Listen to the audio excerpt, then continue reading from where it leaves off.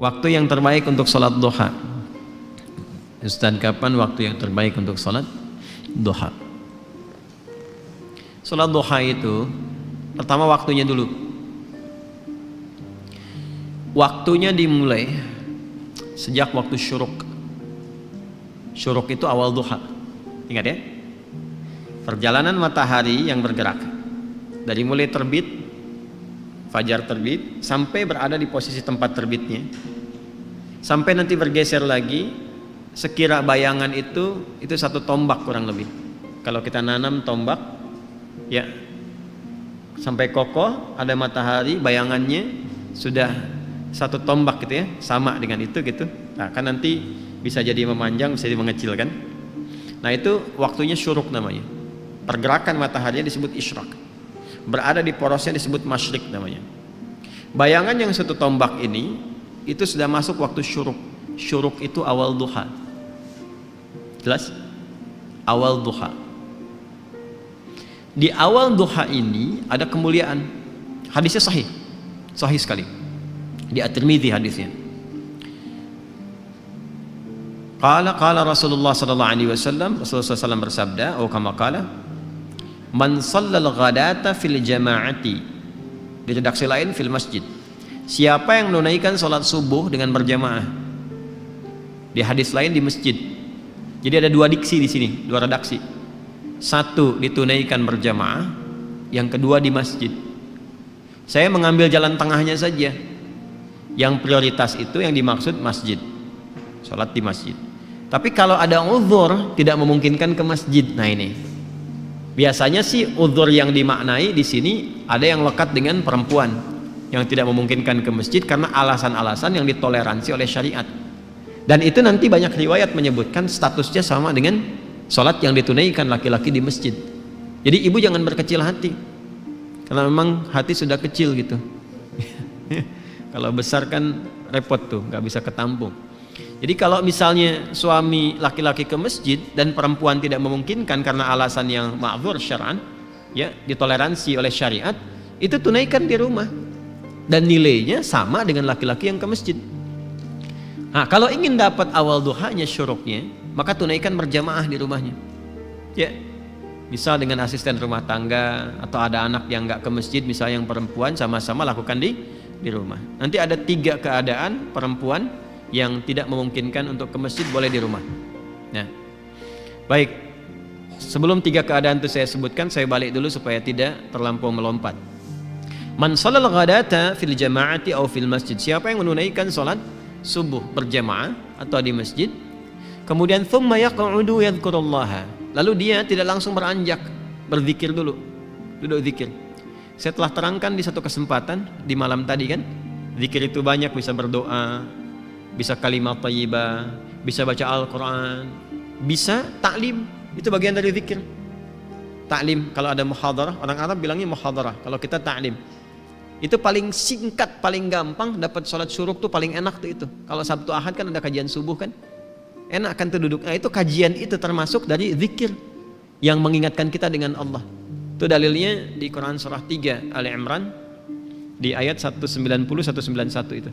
Inna fi khalqis samawati wal ardi wa ikhtilafil laili wan nahari la ayatil liulil albab. Siapa ulul albab itu? Alladzina yadhkurunallaha qiyaman wa qu'udan wa 'ala junubihim wa yatafakkaruna fi khalqis samawati wal ardi. Nah, tafakkur itu masuk dalam kajian, konteks kajian. Ah, itu sedang berzikir kepada Allah Subhanahu wa taala. Karena itu di hadis Muslim, komen Nabi terhadap orang yang sedang ngaji itu tinggi, menyampaikan 4 kemuliaan.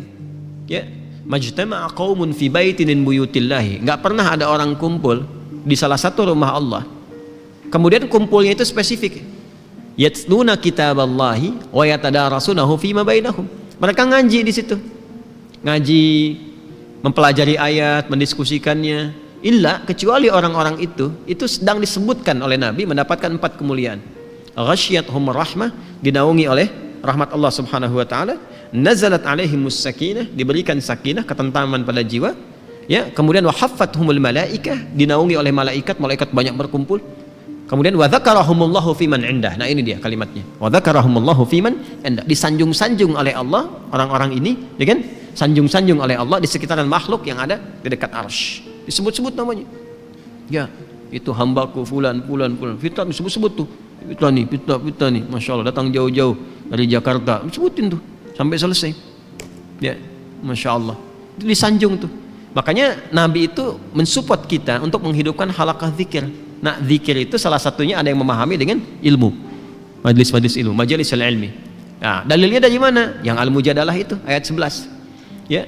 Ya ayyuhalladzina amanu idza qila lakum tafassahu fil majalisi fafsahu yafsahillahu lakum wa idza qila inshuzu yarfa'illahu alladzina amanu minkum walladzina utul ilma darajat. Paham ya? Nah, itu gambarannya. Nah, kemudian dia nggak langsung beranjak. Jadi setelah sholat 2 rakaat subuh, ya kan? Nggak langsung pulang, duduk dulu. Ada yang ngaji, ada yang ikut taklim, ada yang tilawah, ada yang ulang hafalan. Nah, sampai tiba bidayatul duha, awal duha. Awal duha itu disebut dengan syuruk itu. Ya, hatta bidayatul duha, sampai tiba awal duha. Ya, fa yusalli raka'ataini. Kemudian dia salat 2 rakaat di awal duha itu. Fakana alaihi ka ajri hajjin wa umratin. Maka dia mendapatkan pahala yang senilai dengan haji dan umrah. Sempurna. Jangan dipahami sudah haji dan umrah, bukan. Dipahaminya pahala yang senilai itu. Ya, tapi belum tentu dapat kemuliaan salat misalnya di Masjidil Haram, Masjid Nabawi, itu kan kemuliaan yang lainnya. Tapi pahalanya baik. Apa di antara pahalanya senilai haji dan umrah itu? Ya, berpeluang mendapati surga dan rahmat Allah Subhanahu wa taala. Berpeluang merubah perilaku jadi lebih baik. Kan birrun itu adalah perubahan dari sifat kurang baik menjadi baik. Ketika melekat pada pelakunya disebut mabrur. Makanya di situ disebutkan haji mabrur, haji yang merubah perilaku seseorang menjadi baik. Nah, di antara jalan kalau belum bisa mampu haji atau umrah, konsisten salat syuruk itu awal duha. Kalau orang terbiasa salat syuruk, manfaat utamanya ya itu bisa merubah perilakunya jadi lebih baik. Itu yang dimaksudkan, jelas? Makanya didapatkan pahala senilai haji dan umrah. Dan itu mahal sekali. Ini awal duha. Pertengahan duha itu berlangsung, kalau sekarang tariklah waktunya 1 jam dari sholat subuh, ya 1 jam lah, kurang lebih 1 jam paling cepat. Jadi kalau subuh 4:30, nah, awal duhanya tuh awal syuruk jam berapa? 5:30, ya. Atau kalau mau garis aman kadang ada yang nambah 15 menit lagi, ada yang nambah 1,5 jam gitu ya, nggak ada masalah. Sampai matahari mulai naik sekitar jam 7:30, jam 8 lah, 7:30 sampai jam 8. Nah, itu sudah pertengahan duha. Kalau dikonversi ke jam sekarang, zuhurnya jam 12 kurang, ya sampai jam 10:30 lah pertengahan duha itu. Kalau lihat situasi sekarang ya, kadang-kadang panas kan, kadang-kadang agak mendung gitu. Sampai 10:30 itu pertengahan duha. Kalau awal duha bilangannya 2 rakaat. Pertengahan duha bisa sampai 4. Bisa sampai 4. Umumnya. Manfaatnya banyak lagi. Itu yang dimaksudkan pengganti zikir dari seluruh tubuh itu. Ya, tubuh kita kan sebetulnya harusnya berzikir, semua tubuh kita tuh. Dari pikiran, dari mata, telinga sampai ujung kaki. Zikirnya anggota tubuh itu dengan mengingat Allah, dengan cara menggunakan semua fungsi tubuh pada yang dikehendaki oleh Allah. Mata ini yang Allah inginkan apa? Melihat yang baik. Jadi zikirnya mata itu menatap yang baik-baik menurut Allah. Ketika menatap yang buruk, dia sedang keluar dari jalur zikir. Demikian cara memahaminya. Nah, itu pengganti itu yang mengkafar kewajiban itu.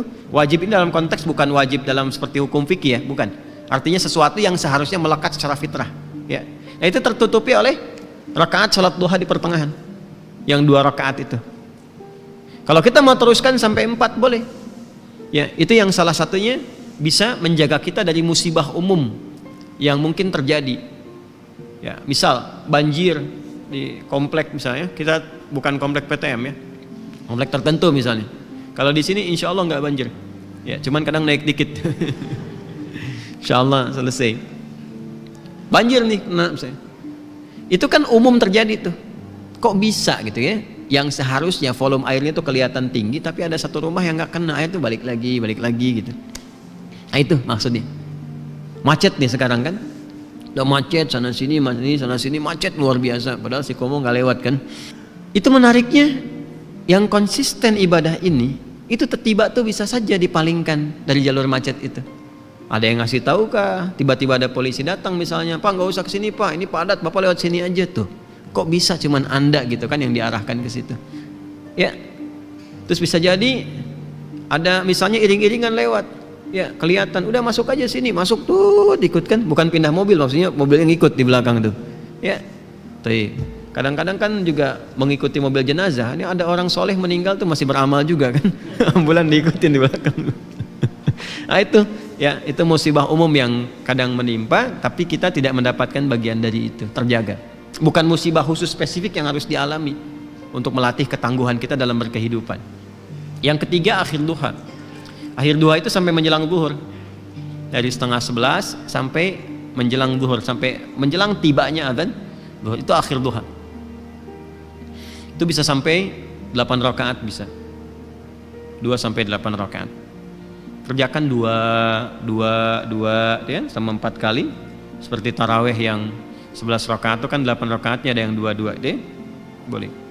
Mau 4 juga bisa. Tunaikan itu. Di antara fadilahnya bisa memudahkan limpahan rizki. Ya, tapi bukan narik kemudahan rizki sebagai motif atau modus untuk sholat duha.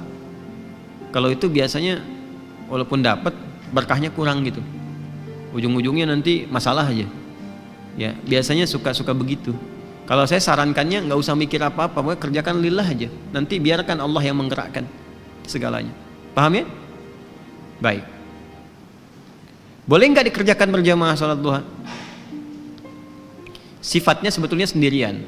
Tapi pernah ada kasus Nabi sedang sholat duha, terus beberapa di belakang ikut makmum ke Nabi, dan Nabi tidak menegur dan tidak memberi kode, diteruskan sampai selesai.